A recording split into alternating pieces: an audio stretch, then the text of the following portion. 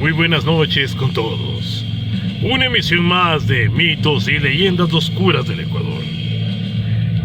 En esta ocasión tenemos tres magníficas historias.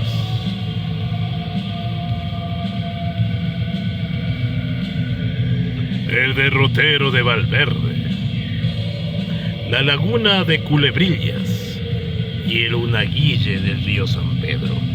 Conéctate y deleítate de las mejores historias en esta noche fría y con viento que congela los huesos.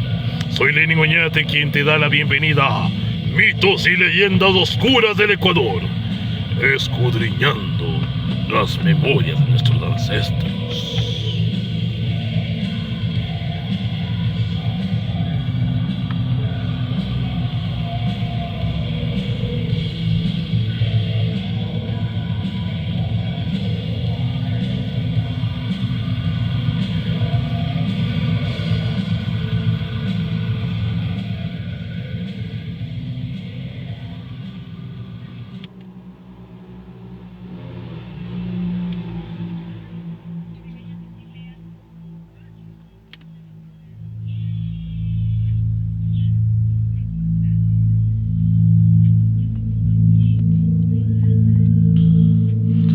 Esta noche de historias y misterio y algo de historia, sobre todo ancestral, les traeremos la primera leyenda: el derrotero de Valverde.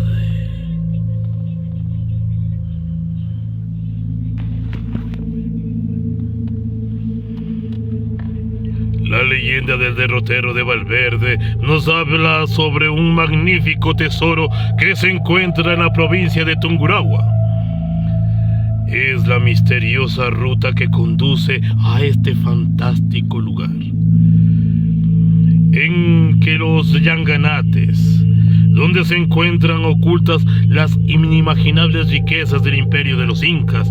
Leyenda del derrotero de Valverde. Esta narración corresponde a las leyendas de Tungurahua.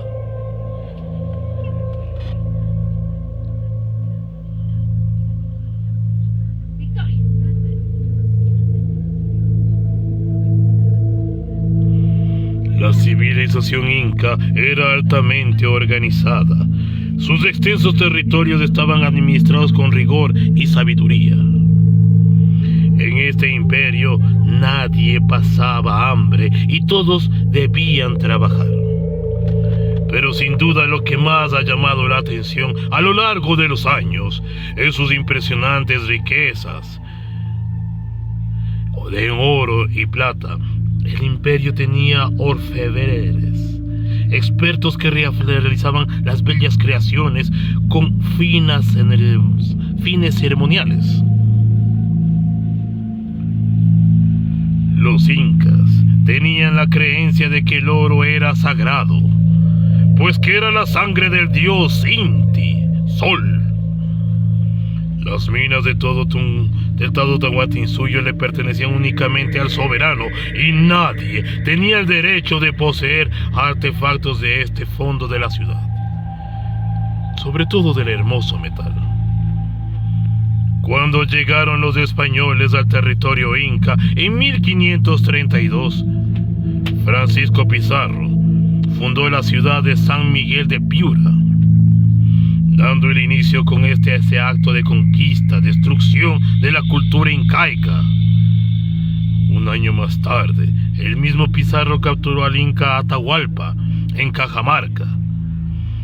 El español reclamaba las tierras y los tesoros para la corona española. Permiso.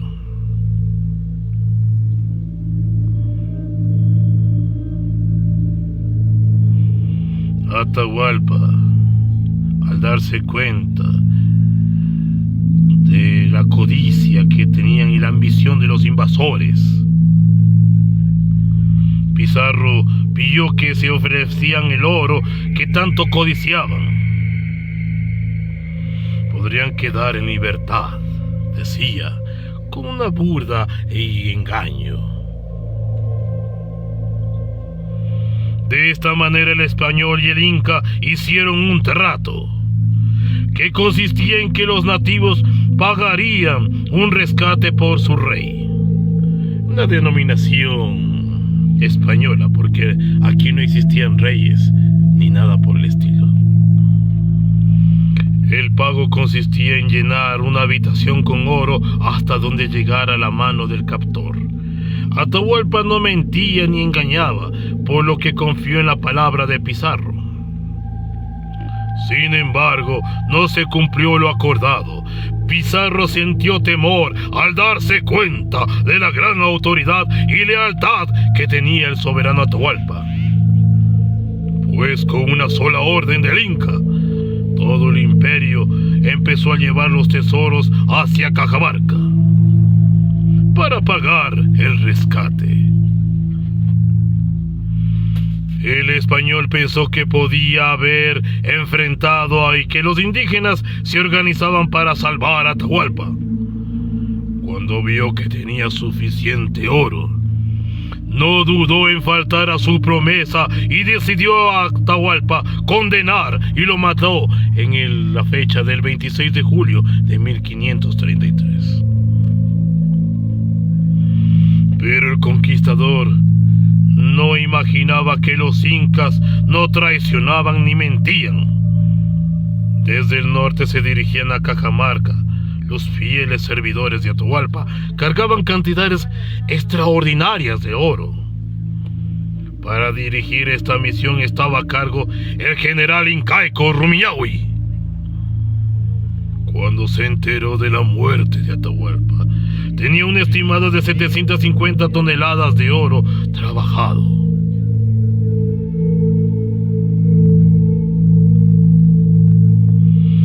Cuenta la leyenda que el general regresó a Quito, nombre que se usaba como para referirse al territorio actual, Ecuador.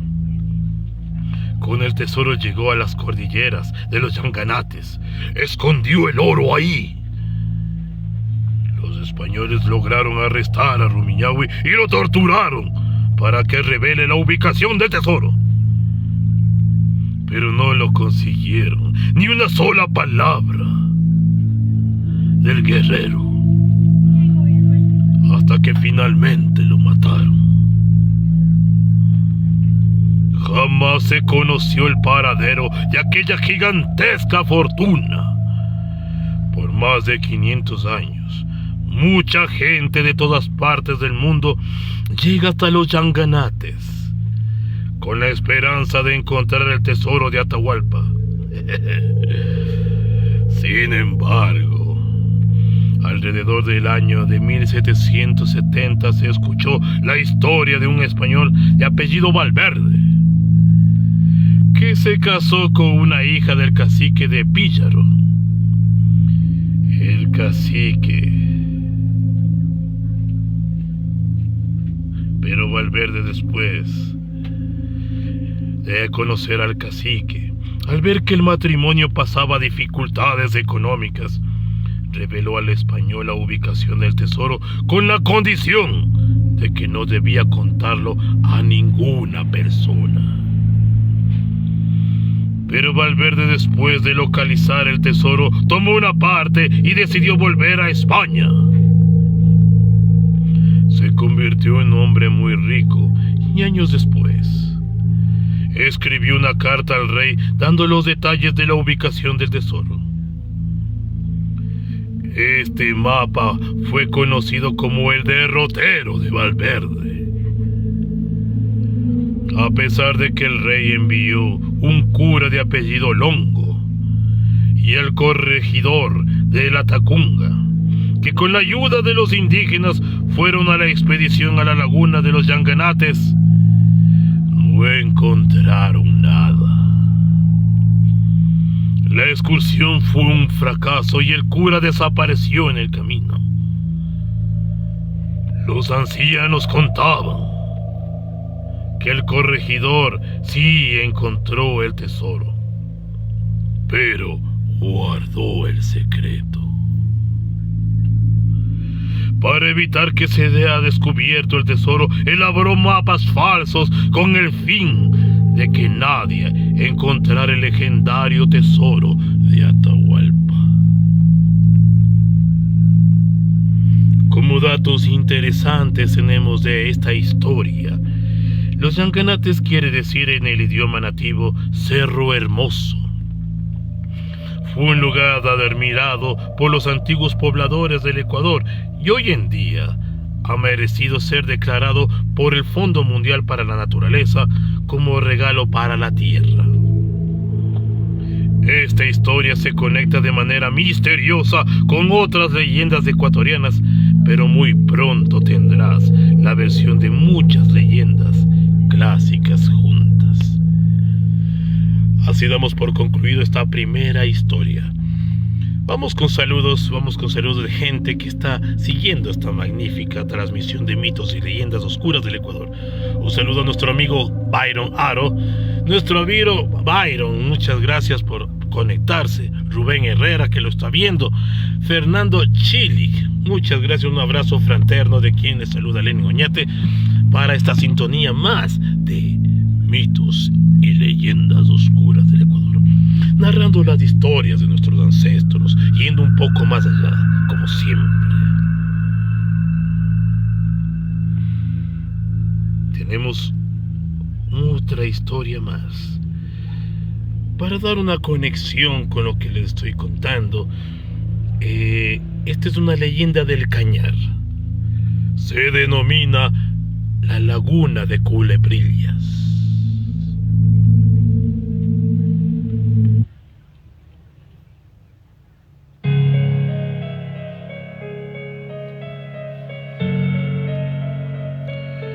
La laguna de Culebrillas, ubicado en la zona que un día fue hallada por los habitantes de los Cañares, la tribu indígena de nobles y rebeldes, que en la actualidad se erige como un testigo silencioso de la grandeza y el sacrificio de aquella cultura que prefirió la muerte, protegiendo de este modo tanto los tesoros como la memoria y el honor de su pueblo.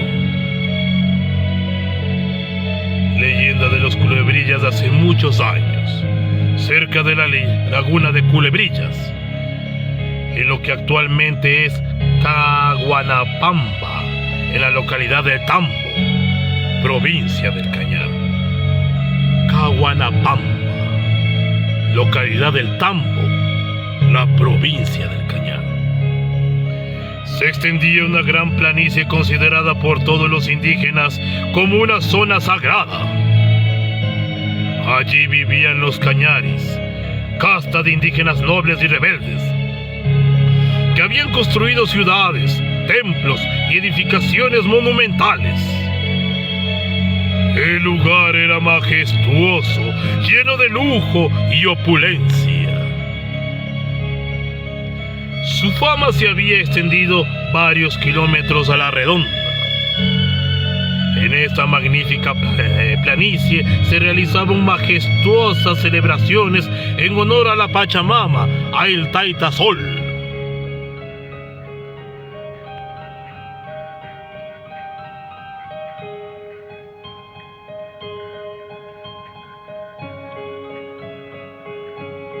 Aún queda la memoria de los desfiles, de las representaciones magníficas. Cuando llegaron los incas al lugar, decidieron alinearse con los Cañaris y asentarse allí, no solo por su belleza del sitio, sino por la nobleza de los conquistados.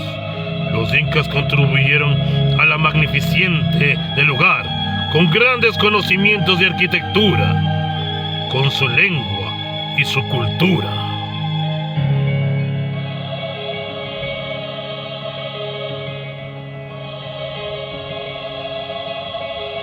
Llegó a la laguna de Culebrillas uno de esos mensajeros que recorrían el imperio, llevando y trayendo noticias. El Chasqui contó que un grupo de hombres blancos, con vello en el rostro, que se llamaban a sí mismos españoles, se acercaban a sus tierras. Los Cañaris e incas, temerosos por la fama de la avaricia que traían consigo los españoles, decidieron trasladar los tesoros de sus viviendas al centro del mismo planicie sagrada. Para protegerlos, construyeron canales de agua alrededor del sitio.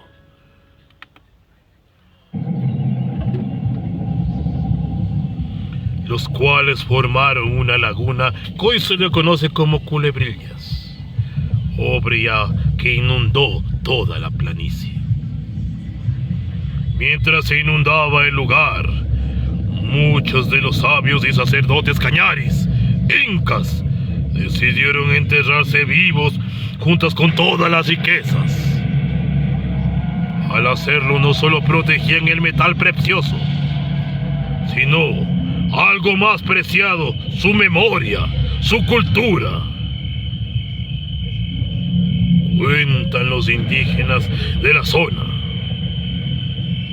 que de noche sale del fondo de la laguna el resplandor del oro que allí enterrado está. Que junto con el brillo se escuchan las voces tenues de los sabios, recitando la cultura y las notas tristes de un rondador. Como datos interesantes de esta magnífica leyenda, la laguna de Culebrillas se encuentra en Caguanapamba, en la localidad del Tambo, provincia del Cañar, valga la redundancia. Los cañaris eran una casta de indígenas nobles y rebeldes que construyeron ciudades, templos, edificaciones monumentales en la región. La laguna de Culebrillas se ha convertido en un lugar de leyenda y misterio, atrayendo a visitantes interesados en conectar con la historia y la espiritualidad de los antiguos habitantes de la zona.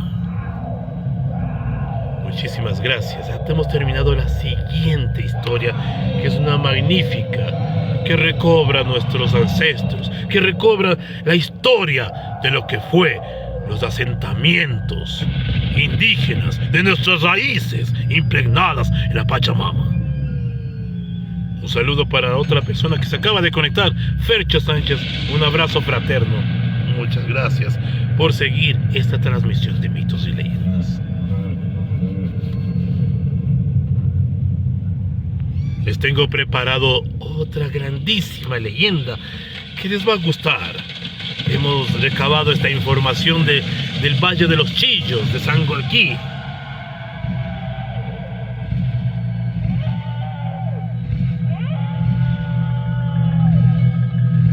Tenemos un dato interesante. Un saludo a mi amigo Edwin Ortega, un gran amigo fraterno que está allá en los United States. Saludos, mi amigo. Gracias por ese abrazo. Siempre muy grato contigo. Una buena amistad que tenemos desde allá. Muy pronto estaremos conversando contigo. Que me sigas comentando y también que me sigas contando acerca de tus raíces. Una persona también nativa de Riobamba, de un punto, sí. Dice que el abuelo era de Caguanapamba, del cantón Tambo. Qué arrecho volver a escuchar. Chévere, mi amigo. Sí, hemos recabado esta información para todas las personas que se sigan conectando con nuestras leyendas. Tenemos una siguiente y última historia en esta noche.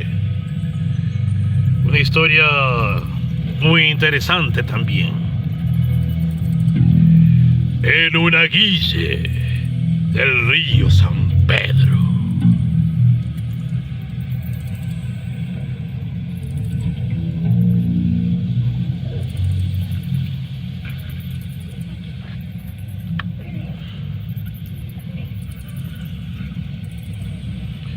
En una guille del río San Pedro esta es una historia que tomamos del autor Rodman Cárdenas. Gracias por esa colaboración que hemos tenido de este gran amigo Rodman Cárdenas. Comenzamos con esta gran historia. Como siempre, el día viernes había cobrado la semana de trabajo. Y en recompensa y recostumbre se pegó sus tragos hasta buena hora de la noche. y luego se fue a casa. Don Carlos Salazar iba a trancos largos. Solamente quería llegar pronto a su casita.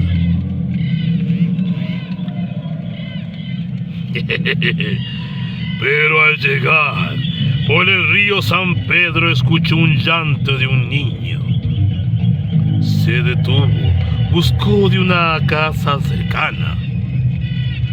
No halló más bien y divisó un bulto de ropa donde salía llantos desesperados y vio un niño abandonado. Así damos por comienzo a esta gran historia. El Unaguille, el río San Pedro.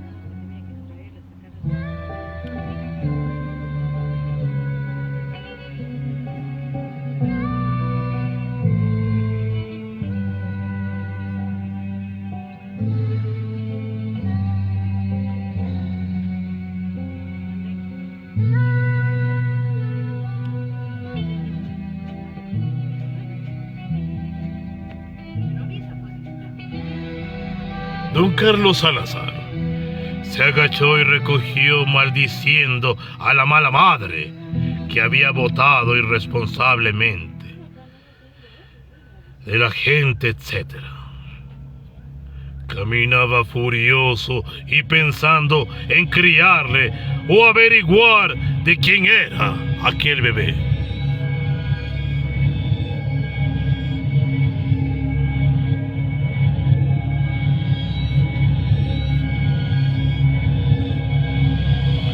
Cuando se acercaba ya a su casa, faltando apenas una cuadra, empezó el bulto a moverse y a llorar más fuerte. Se condolió del infame.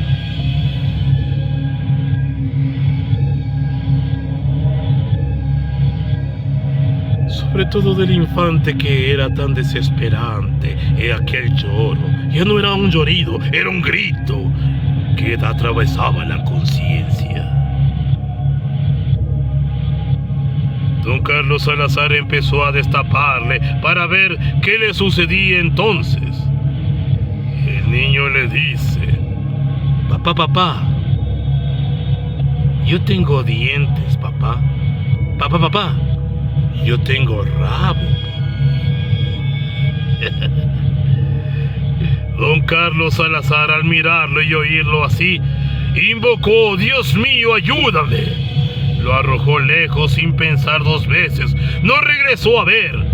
Corrió a unos 500 kilómetros por hora, por decirlo así. Llegó hasta el patio de su casa, después de romper la puerta de la calle, y cayó pálido, temblando y echando espuma por la boca. Su familia, al verlo, pensó de inmediato que había observado algo malo. Entonces le pusieron agua bendita, rosarios, rezos y más cosas benditas. Le rodearon hasta cuando reaccionó y conversó lo ocurrido. Quedóle como afectado.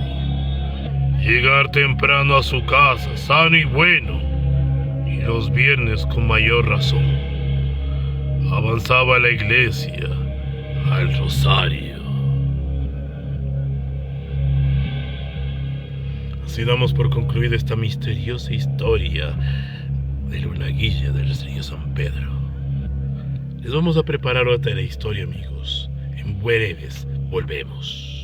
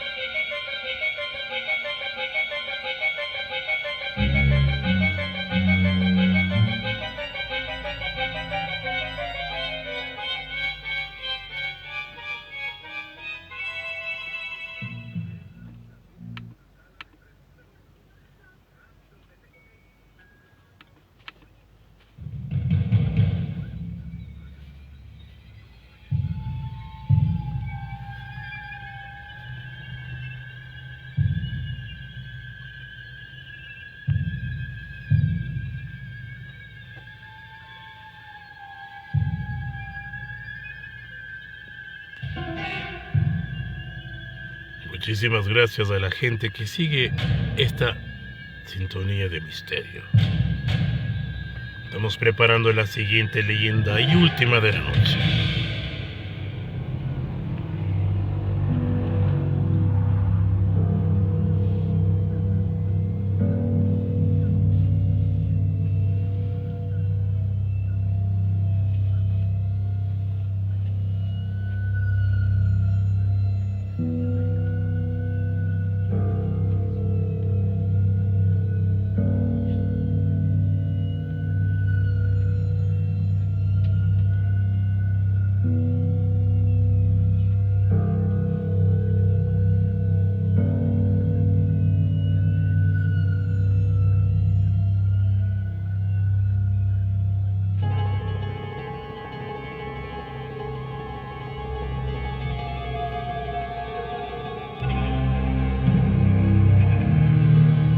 A continuación, con esta leyenda me despido, amigos.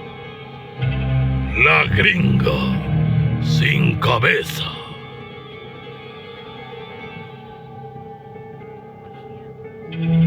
Nos transportamos a las Islas Galápagos. Esto es una leyenda de allá del archipiélago. Vaga por la antigua, la gringa sin cabeza.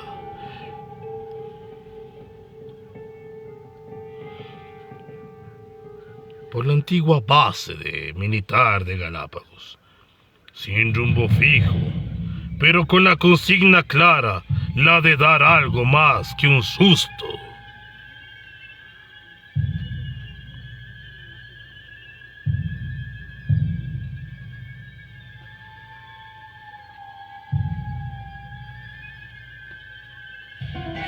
A quienes deciden poner sus ojos en ella, una dulce y embriagadora fragancia,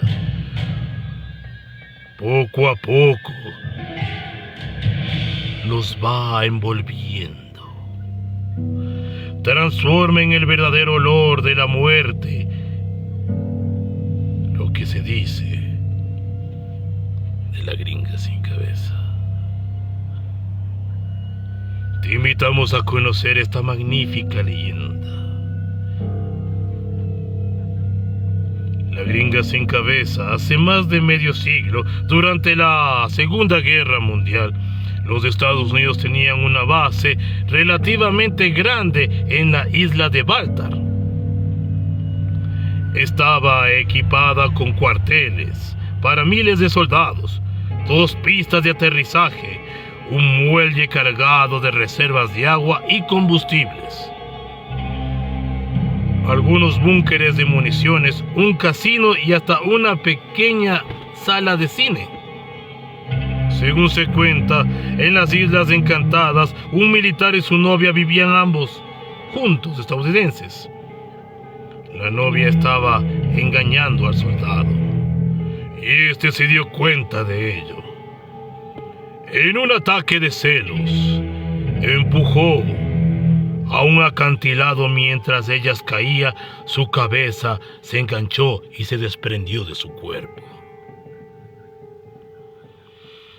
al golpearse con una roca, causando su muerte instantánea antes de llegar al agua, la misma que se tiñó de sangre.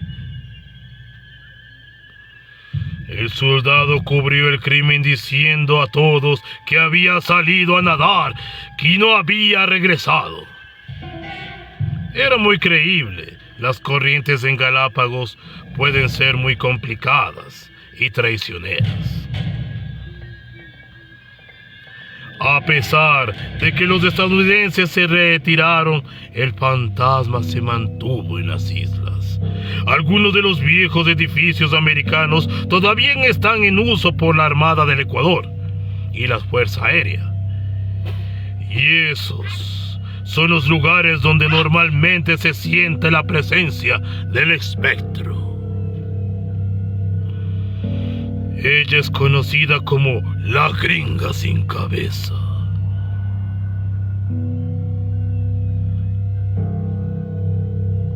Ella se aparece únicamente por las noches a los hombres que están solos, Los testigos aseguran que la han visto mientras camina entre los alrededores de la base. Su imagen, como una sombra oscura, brumosa, no tiene cabeza humana, pero aún así hay algo en ella que los atrae, por lo que se afirma que tiene la capacidad de hechizarlos y llevarlos a un estado casi hipnótico, a los lugares más solitarios y oscuros de la zona. Algunos hombres afirman que la gringa sin cabeza tiene un perfume como el palo santo, un árbol fragante común en las islas. Pero cuando ella está enfadada porque alguien se acercó demasiado, huele a carne podrida. En ocasiones, ella se aparece mientras los hombres están durmiendo y sienten un peso, como si se hubiese metido en su cama sobre ellos. El peso rápidamente se convierte en opresor, aplastando el hombre hasta convertirlo en insoportable.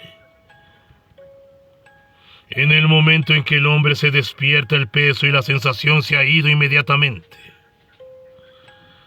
Como datos interesantes de esta magnífica leyenda del archipiélago de Galápagos, la gringa sin cabeza, durante la Guerra Mundial, las Fuerzas Armadas estadounidenses temían que el estratégico Canal de Panamá podía ser atacado o capturado por los japoneses. Buscaban un lugar donde ellos puedan poner una base aérea militar para proteger al canal y dar mucha atención al estratégico punto de las Islas Galápagos, en Ecuador, a unos 500 kilómetros del continente. Fueron perfectas. Estados Unidos hizo rápidamente un acuerdo con la República del Ecuador, país propietario de las islas, y una base fue apresuradamente construida, la base gringa. Es un término local que se refiere a una mujer americana o europea. No se suele ser peyorativo, pero vale la pena señalar que no existían registros oficiales de cualquier incidente que haya ocurrido alguna vez en la base estadounidense. Y en cualquier caso, es poco probable que un soldado habría tenido una novia estadounidense en la base con él. Así que así damos por concluido esta leyenda. Te invitamos el siguiente domingo a escuchar más de lo que son las leyendas y tradiciones.